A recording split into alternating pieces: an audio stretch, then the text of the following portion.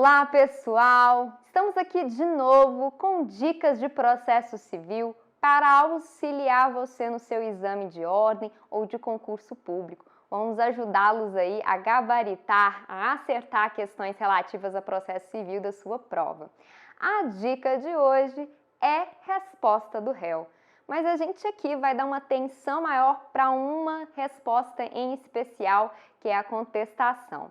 Bom, mas antes da gente falar, quais são os requisitos da contestação e tudo aquilo que envolve a temática, a gente precisa lembrar das lições do professor Ronaldo Bretas, que pontua que o réu pode responder a determinada demanda de diversas formas. Então, logo após a sua citação, o réu ele pode adotar inúmeras posturas, como vocês estão vendo aqui no quadro.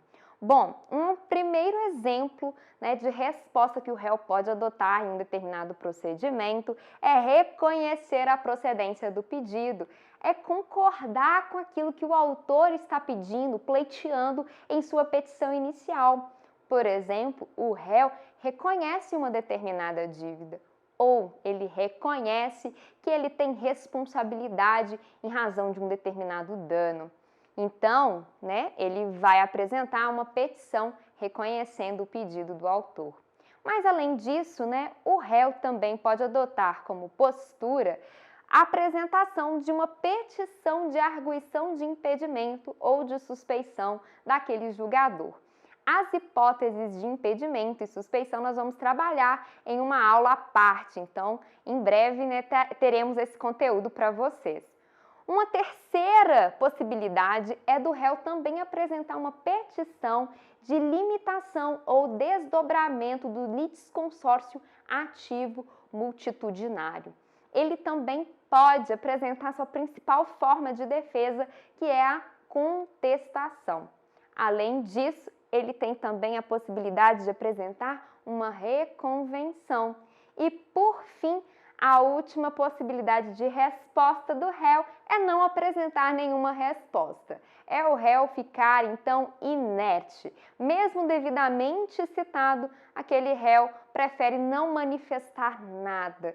E aqui ocorrem os efeitos da denominada revelia, que nós também iremos ver em uma aula específica. Bom, vamos falar, então, especificamente sobre contestação, que é aí a forma principal, mais usual do réu se defender. A contestação está prevista nos artigos 335 e seguintes do Código de Processo Civil. Então, já anote aí para você fazer a leitura atenta desses dispositivos depois. Bom, pessoal, quando a gente fala em contestação, nós temos que ter em mente que o réu ele pode desenvolver dois tipos de defesa. Ele pode desenvolver defesas indiretas, que não atacam o mérito, o pedido, os fatos e fundamentos levados pelo autor na petição inicial, ou ele pode atacar diretamente o mérito, que a gente denomina de defesa direta. As defesas indiretas, elas via de regra são arguídas em forma de preliminar ou de prejudicial de mérito. E elas se subdividem em duas possibilidades, duas espécies. Nós temos, então, as defesas denominadas dilatórias, que são aquelas que vão prorrogar os atos procedimentais, como, por exemplo, o caso de uma nulidade de uma citação. Veja que aqui a gente não está terminando com aquele processo, não estamos resolvendo, não tem uma sentença, há apenas uma dilação, uma prorrogação de atos processuais. Mas também uma segunda hipótese, uma segunda espécie, são as denominadas defesas peremptórias, que são aquelas que acarretam a extinção daquele feito sem resolução do mérito, gerando sentenças terminativas que estão previstas no artigo 485 do Código de Processo Civil. Um exemplo aqui de defesa peremptória é a hipótese de litispendência. Bom, além disso, o réu, feita essas preliminares, ele também pode apresentar defesas diretas, que vão atacar o mérito. E aqui como forma de deduzir, ele pode apresentar fatos impeditivos, modificativos ou extintivos daqueles que foram apresentados pelo autor em sua petição inicial. Bom, no artigo 337 do Código de Processo Civil, nós temos aqui as hipóteses, os exemplos de defesas indiretas que o legislador separou e que podem ser aduzidas em sede de preliminar da contestação. Olha o tanto de matéria que constitui defesa indireta. Então, o réu na contestação, em sede de preliminar, pode arguir inexistência ou nulidade de citação. Pode aduzir incompetência, tanto absoluta quanto relativa, e nós vamos ver isso também em uma aula específica. Pode arguir incorreção do valor da causa, não concordar com aquele valor que foi atribuído pelo autor em sua petição inicial e aqui apresentar o valor que ele entende ser cabível. Também pode aduzir inépcia da petição inicial, que também vamos ver quando falarmos especificamente dos requisitos de petição inicial. Pode aduzir perempção, litispendência e coisa julgada. Ainda há mais matérias que o réu pode alegar, como a gente pode ver aqui no nosso quadro, né? Vocês estão vendo aqui, ele também pode aduzir conexão, pode alegar incapacidade da parte, defeito de representação, pode também aduzir convenção de arbitragem, caso também aquela demanda seja objeto específico da arbitragem e não sujeito ao juízo tradicional. Também temos aqui, né, quando há possibilidade de se alegar ausência de legitimidade ou interesse processual. Também falta de caução ou outra prestação que a lei exigir e também aduzir em preliminar questões relativas à gratuidade de justiça, como nós vimos na nossa aula anterior.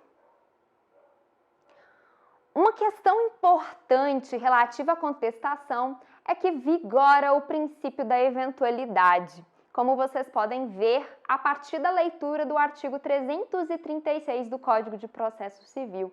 Isso significa dizer que o réu, em sua contestação, ele deve aduzir toda a matéria de defesa, tanto como a gente viu as defesas indiretas quanto as diretas. Pode-se ter certeza, às vezes, que há aí um vício de representação processual, há falta de interesse processual, há, por exemplo, litispendência, mas ainda assim é preciso também atacar o mérito. É isso que vem nos dizer o princípio da eventualidade. Além disso, já na contestação, né, também o réu deve especificar as provas que ele pretende produzir.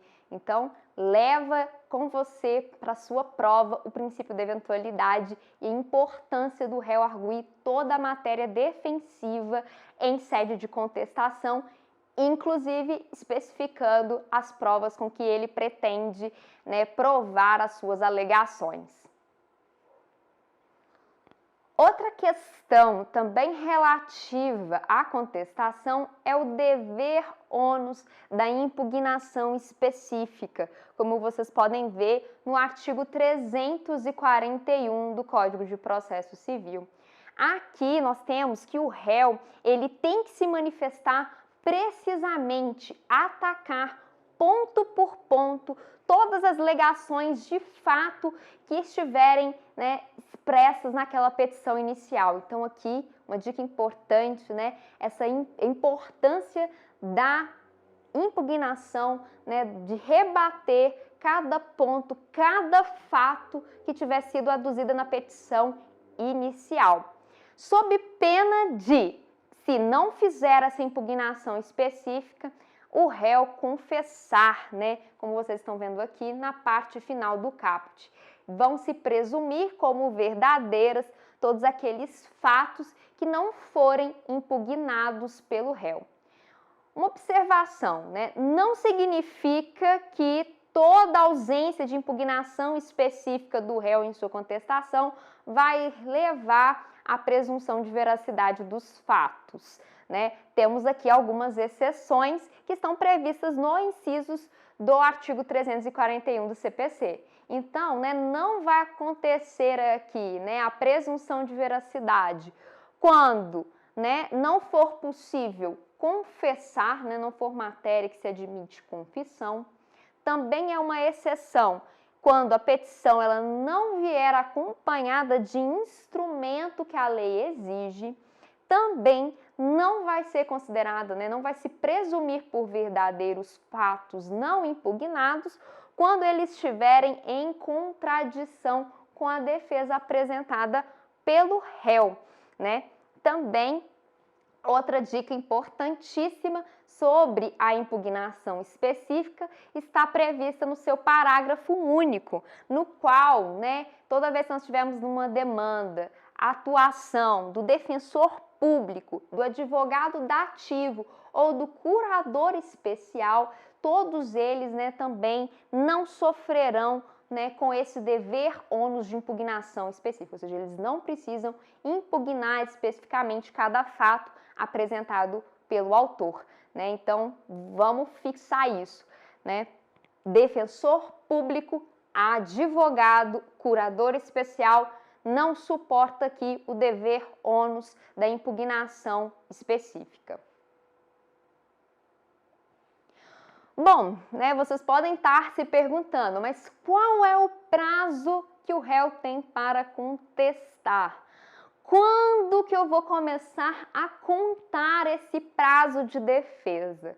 Bom, a regra geral é que o réu tem 15 dias úteis para a apresentação da sua contestação. E a partir de quando que a gente começa a contar esse prazo? Né? Como vocês podem ver, temos aqui 3 possibilidades de termos iniciais de contagem do prazo da contestação. Bom, os 2 primeiros termos iniciais, nós estamos falando de demandas que envolvem autocomposição, né? Um determinado direito que as partes podem transigir, fazer acordo. Né? Quando a gente está diante desses tipos de caso, então temos 2 situações. A primeira, a data, né, que ocorrer a audiência de conciliação e de mediação, que não for possível se estabelecer um acordo, a partir dali iniciará o prazo para contestar. Caso a parte tenha apresentado um pedido de cancelamento desta audiência, a partir desta data é que se iniciará o prazo para ele apresentar a sua contestação. O terceiro termo inicial que vocês estão vendo aí é quando se tratar de direitos, questões que não admitem transação, não admitem autocomposição.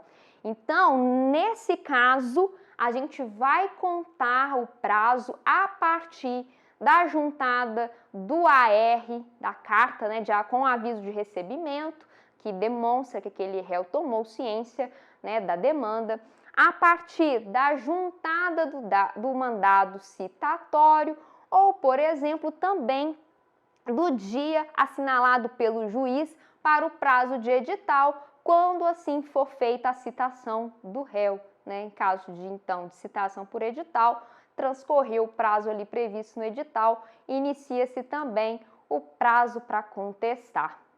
Bom, a última dica, que é uma dica de ouro para você levar para a sua prova, é o que está previsto aqui no artigo 231 do Código de Processo Civil.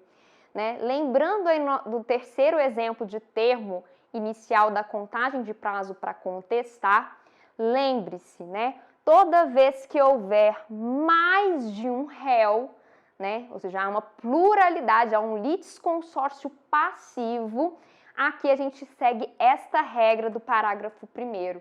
Então, o prazo irá se iniciar a partir da juntada do último AR, do último mandado citatório, enfim, de todas as datas que estão previstas nos incisos 1º ao 6º do artigo 231, né? Como eu falei para vocês, exemplo, a juntada do último AR, a juntada do último mandado citatório. Mas essa regra aqui somente vale para demandas que não se admitem transação, que não se admite autocomposição. Bom, pessoal, essas foram as dicas principais sobre a contestação para você levar para uma questão objetiva da sua prova. Espero que vocês tenham gostado desse conteúdo, pessoal. Deixe aí o seu like, seu comentário, compartilhe com outros colegas e nos vemos até um próximo episódio.